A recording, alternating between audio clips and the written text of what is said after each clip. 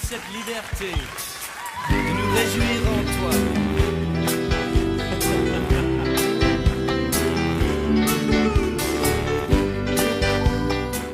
Bonjour les amis, bonjour les Daniel, c'est M. Serge de la 5e année.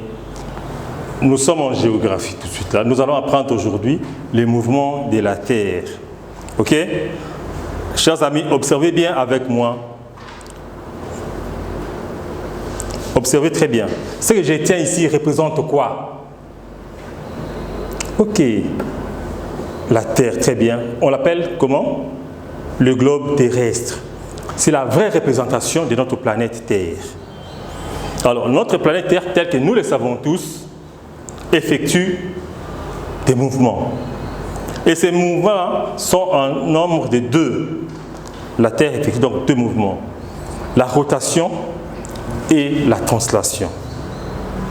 La rotation, c'est quoi? Observez-moi très bien, les amis.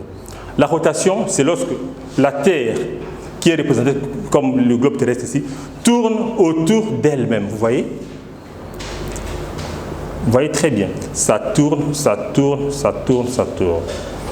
En tournant autour d'elle-même, la Terre fait ces mouvements-là que nous appelons rotation.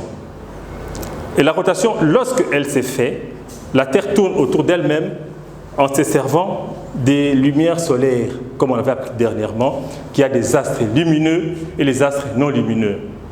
La Terre est un astre qui est éteint, qui n'a pas de lumière. Elle a besoin des lumières d'une étoile, comme le Soleil que vous voyez ici. C'est ainsi que, lorsqu'elle tourne, la lumière ici du Soleil éclaire la Terre. La partie qui est exposée vers le Soleil est éclairée, comme présentement là, c'est l'Afrique qui est devant moi, devant le Soleil. Donc il fait jour en Afrique. Plus la Terre continue à tourner, vous allez voir que la partie qui était éclairée commence à devenir dans l'ombre, ainsi de suite. Et la Terre va continuer à faire son mouvement habituel appelé rotation. Ce mouvement ici s'est fait pendant 24 heures. Il s'est fait pendant 24 heures. C'est ainsi que nous voyons qu'il y a un matin, il y a le jour ou le midi et puis le soir. C'est en fonction de ces mouvements ici, la rotation. Ça, c'est le premier mouvement. Il y a un deuxième mouvement que la Terre effectue aussi toujours autour du Soleil cette fois-ci. Ce mouvement-là, c'est la translation. Ici, la Terre, maintenant, tourne autour du Soleil, tout en tournant autour d'elle-même, comme vous voyez là. Elle effectue aussi un mouvement autour, tel que je suis en train de faire là. Vous voyez, je tourne autour de moi-même et je continue à tourner, à tourner, à tourner. C'est ce que fait la Terre. Ce mouvement, c'est la translation.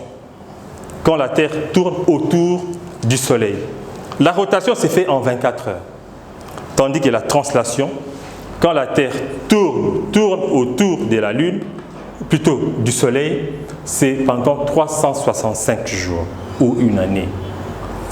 Et lorsque la Terre effectue ces 2 mouvements-là, il y a des conséquences qui arrivent. Lorsque la Terre tourne autour d'elle-même, il y a la succession des jours et des nuits. Le jour, c'est par rapport à la position du Soleil. La face de la Terre qui est exposée vers le Soleil est dans le jour. L'autre face là, qui est en dehors, là, c'est dans le noir. La partie qui est dans le jour, c'est la partie ici. C'est là pendant 24 heures. Et lorsque la Terre continue à tourner autour d'elle-même, tout en tournant aussi autour du Soleil, le mouvement que nous appelons translation, ce mouvement s'effectue pendant une année ou 365 jours. Et il y a comme succession, il y a comme conséquence ou résultat, les successions ou les changements des saisons. Donc bref, la Terre effectue 2 mouvements. Le premier, c'est la rotation. Elle tourne autour d'elle-même pendant 24 heures, avec comme résultat ou conséquence le changement des jours et des nuits. Le second mouvement, c'est la translation. On peut encore appeler ce mouvement-là la révolution. Translation ou révolution. Ici, la Terre tourne autour du Soleil pendant une année ou 365 jours. Pendant ces mouvements-là, il y a une conséquence aussi qui arrive. Il y a la succession des saisons. Vous allez voir dans d'autres continents, c'était l'hiver, le printemps arrive, l'été, tout ça. Chez nous ici, en Afrique centrale, saison sèche, saison de pluie, tout ça, ce sont les conséquences de la translation.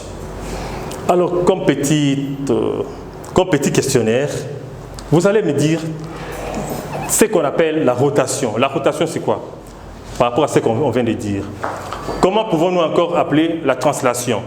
En dehors de la translation, il y a encore un autre terme que je venais de nommer ici, avec lequel on peut désigner la translation.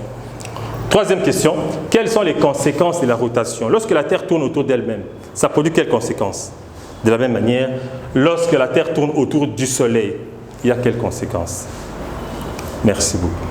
C'était notre leçon d'aujourd'hui. N'oubliez pas que la pandémie à coronavirus est toujours dans nos murs.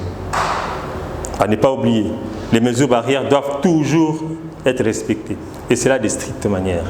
Merci beaucoup.